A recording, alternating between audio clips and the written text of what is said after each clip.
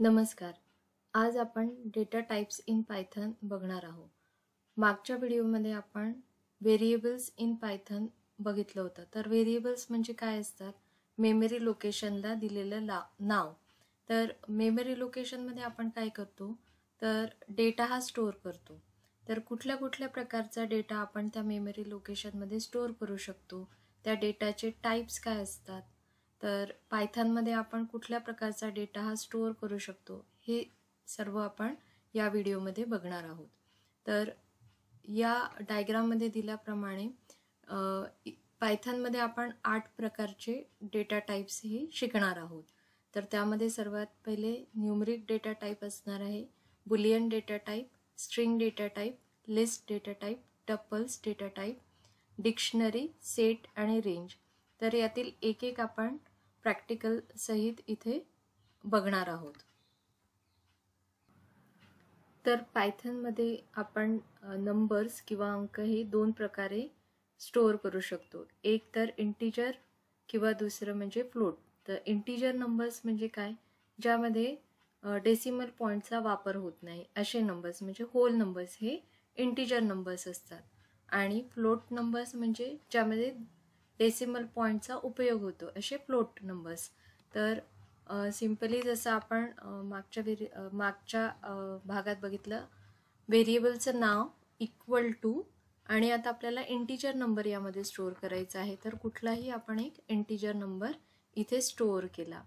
ठीक आहे. त्यानंतर मी याची व्हॅल्यू प्रिंट केली, प्रिंट एक्स. ठीक आहे.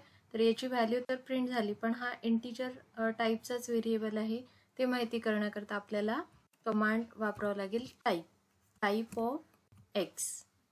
तर याचा टाईप आपल्याला इथे इंटिजर INT म्हणजेच त्याचा शॉर्ट फॉर्म आहे इंटिजर, याचा शॉर्ट फॉर्म आहे INT. तर एक्स हा व्हेरिएबल जो आहे त्यामध्ये आपण इंटिजर टाईपचा डेटा स्टोअर केला आहे. सपोज मी इथे डेसिमल 34.1 सपोज मी इथे 104 केलं. ठीक आहे. तर हा डेसिमल पॉईंट इथे डिस्प्ले झालेला आहे. आणि आता याचा टाईप जर आपण चेक केला तर तो डेटा टाईप आपल्याला याचा फ्लोट म्हणजे एक्स या व्हेरिएबलमध्ये आता फ्लोट टाईपचा डेटा स्टोअर झालेला आहे. तर न्यूमरिक हा जो प्रकार आहे डेटा टाईपचा, त्यामध्ये आपण दोन पद्धतीने डेटा स्टोअर करू शकतो, एक तर इंटिजर किंवा दुसरं म्हणजे फ्लोट. पुढचा डेटा टाईप आहे बुलियन डेटा टाईप. तर बरेचदा आपण आपल्या प्रोग्राममध्ये लॉजिकल ऑपरेशन्स परफॉर्म करत असतो, जसे की एखादी व्हॅल्यू ही एखाद्या दिलेल्या एक्सप्रेशनच्या इक्वल आहे की नाही. तर या प्रश्नाचं उत्तर होय किंवा नाही असं आपल्याला मिळणार आहे. तर हे होय किंवा नाही म्हणजेच ट्रू किंवा फॉल्स हे आपण दिलेल्या रिझर्व कीवर्ड ट्रू आणि फॉल्सनी आपण डिस्प्ले करू शकतो. तर हे ट्रू किंवा फॉल्स जे आहे ते एका व्हेरिएबलमध्ये स्टोअर होतील आणि ते व्हेरिएबल मेमरी लोकेशनमध्ये जिथे स्टोअर होणार आहे तर त्या व्हेरिएबलचा टाईप होतो बुलियन डेटा टाईप. तर सपोज आपण एक व्हेरिएबल घेतला बी, त्यामध्ये मी सपोज ट्रू ही व्हॅल्यू एंटर केली. ठीक आहे. तर या ठिकाणी कीवर्ड मी ट्रू हा बी या व्हेरिएबलमध्ये स्टोअर केलेला आहे. सपोज आपण त्याचा टाईप चेक केला बी या व्हेरिएबलचा, तर तो आपल्याला बुलियन असा डिस्प्ले होतो. तसंच आपण एखादी नॉन झिरो व्हॅल्यू किंवा नॉन एम्प्टी व्हॅल्यू ही ट्रूशी इव्हॅल्युएट होते. म्हणजे जसं की आता मी इथे परत बी हा व्हेरिएबल घेतला, b equal to boolean operator आणि सपोज इथे व्हॅल्यू मी 5 घेतली आणि या ठिकाणी मी व्हेरिएबल चेंज करते. सपोज मी सी घेतलं. या ठिकाणी मी आता परत सीचा टाईप चेक करते. Type of c is boolean आणि जर मी याची व्हॅल्यू प्रिंट केली, प्रिंट सी, तर तो ट्रू. म्हणजे नॉन झिरो व्हॅल्यू हे कुठलीही नॉन झिरो व्हॅल्यू आपण बुल या कीवर्ड सोबत एंटर केली तर ती ट्रू सोबत इव्हॅल्युएट होते आणि त्या व्हेरिएबलचा टाईप हा बुलियन डेटा टाईप हा कन्सिडर केला. पुढचा डेटा टाईप आहे स्ट्रिंग डेटा टाईप. ज्यावेळेस आपल्याला मेमरी लोकेशनमध्ये सिक्वेन्स ऑफ कॅरेक्टर्स स्टोअर करायचे असतात तर त्यावेळेस त्या व्हेरिएबलचा डेटा टाईप असतो स्ट्रिंग. जसं की सपोज आता मी एक व्हेरिएबल घेतला एस आणि त्यामध्ये मी variable sequence of character enter करते. ठीक आहे. तर आणि आता मी हा व्हेरिएबल प्रिंट करते. ठीक आहे. तर सिक्वेन्स ऑफ कॅरेक्टर्स आपण एका व्हेरिएबलमध्ये स्टोअर केले तर त्या व्हेरिएबलचा टाईप आहे स्ट्रिंग. ठीक आहे. तर मेमरी लोकेशनमध्ये आता हे कॅरेक्टर्स कसे स्टोअर होतात तर या प्रत्येक अल्फाबेटला इंडेक्स दिला असतो. म्हणजे ए हा 0th इंडेक्सवर असेल, बी हा फर्स्ट इंडेक्सवर असेल. ठीक आहे. तर अशा प्रकारे हे सिक्वेन्स ऑफ कॅरेक्टर्स मेमरीमध्ये स्टोअर होतील आणि त्या मेमरी लोकेशनला नाव असेल एस आणि त्याचा डेटा टाईप असेल स्ट्रिंग. ठीक आहे.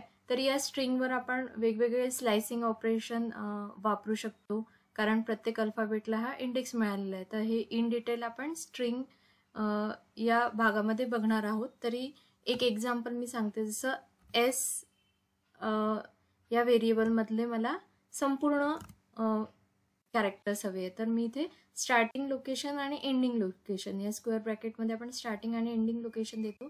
तर इथे ह्या मी एम्प्टी ठेवल्या तर मला संपूर्ण स्ट्रिंग हा मिळेल. जर मी इथे स्टार्टिंग लोकेशन ठेवली 3 आणि एंडिंग लोकेशन 0 ठेवली तर इंडेक्स लोकेशन 3 पासूनचा मला संपूर्ण स्ट्रिंग मिळेल.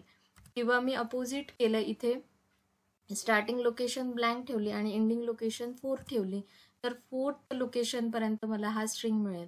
तर अशा प्रकारे आपण स्ट्रिंगवर हे स्लायसिंग ऑपरेशन परफॉर्म करू शकतो. म्हणजेच काय, मेमरीमध्ये हे जे सिक्वेन्स ऑफ कॅरेक्टर स्टोअर झाले ज्या मेमरी लोकेशनचं नाव आहे एस, व्हेरिएबलचं नाव आहे एस, तर इथे आपण इंडेक्स लोकेशन देऊन तो त्या मेमरी लोकेशनमधला डेटा हा हँडल करू शकतो. तर हे स्लायसिंग ऑपरेशन आपण इन डिटेल स्ट्रिंग या भागामध्ये बघूयात. पुढचा डेटा टाईप आहे तो म्हणजे लिस्ट. तर लिस्ट हे स्वतः सांगतं की यामध्ये वेगवेगळ्या प्रकारचे ऑब्जेक्ट्स असू शकतात. तर लिस्ट हे काय असतं की वेगवेगळ्या ऑब्जेक्टचं कलेक्शन. ऑब्जेक्ट्स म्हणजे कुठले कुठले तर फ्लोट, इंटिजर, स्ट्रिंग किंवा दुसरी लिस्ट सुद्धा.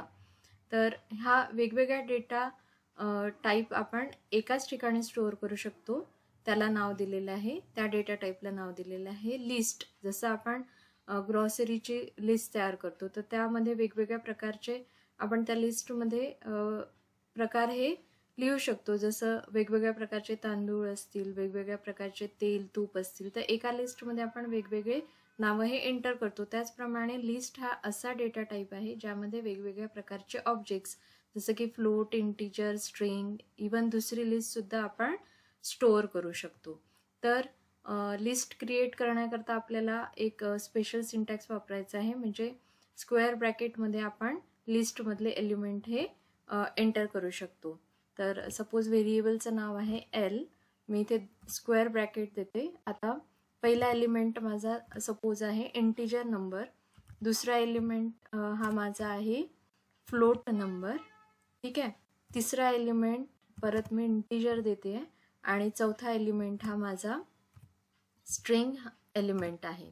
तर अशा प्रकारे आपली लिस्ट तयार झाली.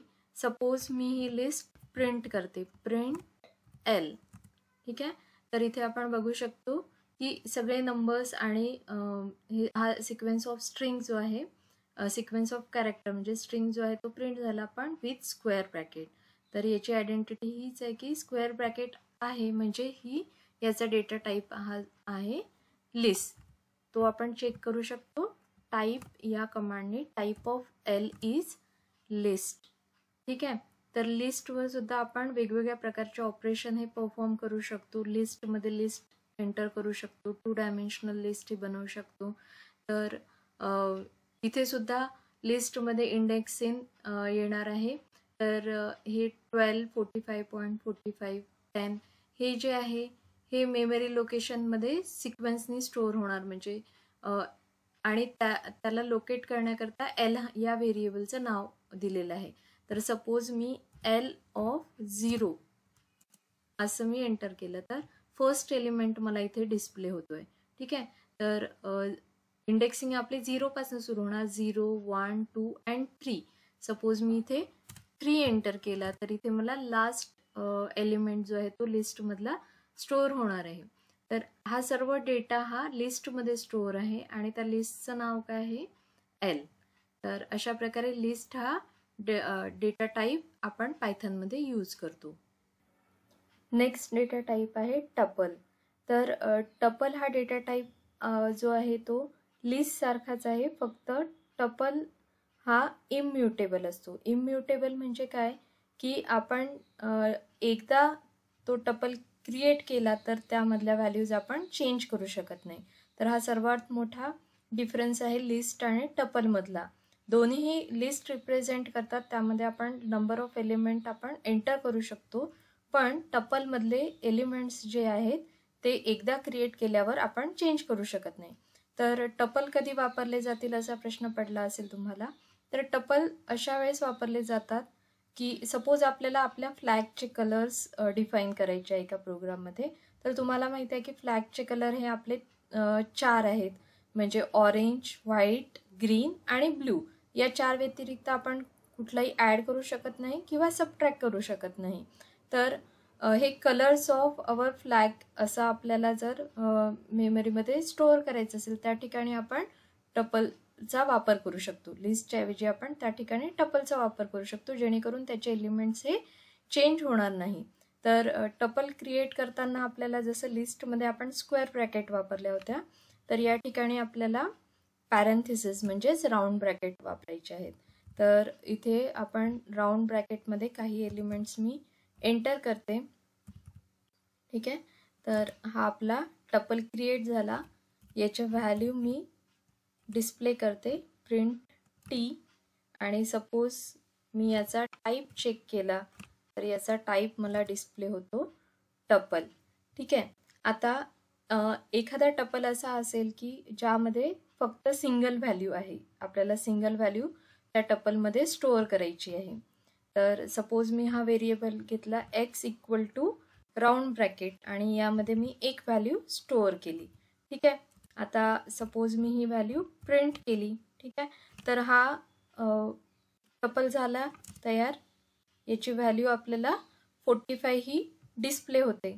सपोज मी याचा टाईप चेक करते, 45 याचा मी टाईप चेक करते, टाईप ऑफ एक्स.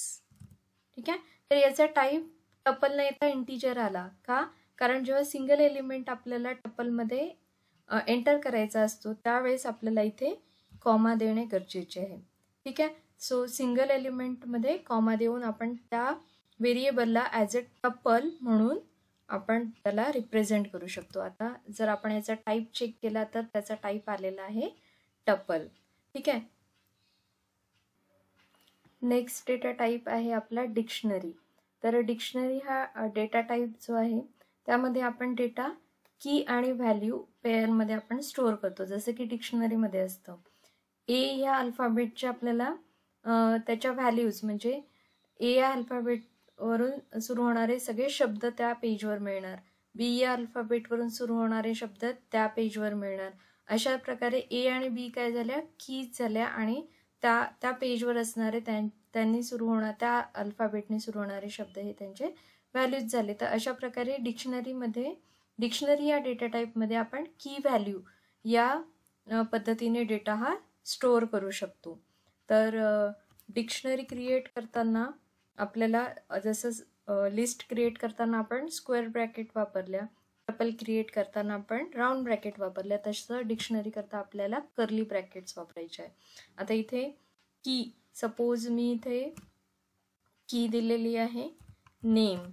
ठीक आहे, आता त्याची व्हॅल्यू देताना मला इथे कोलन द्यायला लागेल, नेम सपोज ABC. ठीक आहे, आता दुसरा एलिमेंट दुसरी की जी आहे ती मी कॉमा देऊन सेपरेट करते. दुसरी की जी आहे ती सपोज एज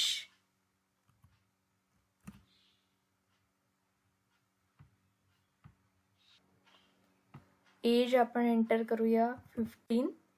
त्यानंतर नेक्स्ट की सपोज क्लास, ठीक आहे, त्याची व्हॅल्यू असेल सपोज 10th.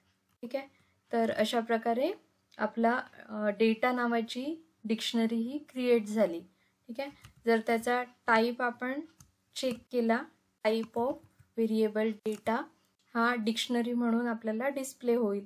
आणि त्याच्या व्हॅल्यूज जर आपण प्रिंट केल्या, प्रिंट डेटा, तर याप्रमाणे की व्हॅल्यू पेअरमध्ये आपल्याला डेटा हा डिस्प्ले होणार.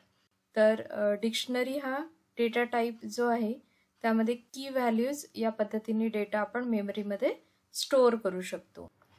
तर पुढचा डेटा टाईप आहे सेट्स. तर सेट काय रिप्रेझेंट करतं? सेट हे collection of unique elements of a collection represent करतं. म्हणजे एका कलेक्शनमध्ये रिपीटेड व्हॅल्यूज असतील तर त्या एकच वेळेस सेटमध्ये या स्टोअर होतील. फॉर एक्झाम्पल आपण इथे एक सेट डिफाईन केला एस, त्याचं नाव दिलं आहे आपण एस. आता त्यामध्ये मी काही व्हॅल्यूज डिफाईन करते. सपोज या व्हॅल्यू माझ्या सेटमध्ये आहे, तर आपण बघू शकतो इथे मँगो ही व्हॅल्यू रिपीट झालेली आहे. तर हा एस याचा डेटा टाईप आपण चेक करूया, कारण त्याला आपण सेट म्हणून रिप्रेझेंट केलेलं आहे कीवर्ड वापरून सेट. तर त्याचा एस या व्हेरिएबलचा डेटा टाईप आला आहे सेट. आणि सपोज मी याची व्हॅल्यू प्रिंट केली, प्रिंट एस. तर या ठिकाणी आपण बघू शकतो की बनाना, मँगो आणि किवी, तर collection of unique element is nothing but a set. सेटमध्ये जर रिपीटेड एलिमेंट्स आपण आपल्या लिस्टमध्ये असतील तर ते फक्त एकचदा काउंट केले जातात. तर अशा प्रकारे सेटमध्ये आपण व्हॅल्यूज या स्टोअर करू शकतो. पुढचा डेटा टाईप आहे रेंज. जनरली रेंज हा डेटा टाईप आपण लूप ज्यावेळेस वापरतो, फॉर लूप त्यावेळेस किंवा व्हाईल लूप त्यावेळेस आपण रेंज हा डेटा टाईप यूज केला जातो. तर रेंज म्हणजे काय? Starting location to ending location, कुठपर्यंत आपला लूप किंवा ती व्हॅल्यू ही आपली रन होणार आहे. तर इथे एक एक्झाम्पल घेऊया आपण. X equal to range, suppose त्याची रेंज मी दिली 10. ठीक आहे, तर आता या एक्स या व्हेरिएबलचा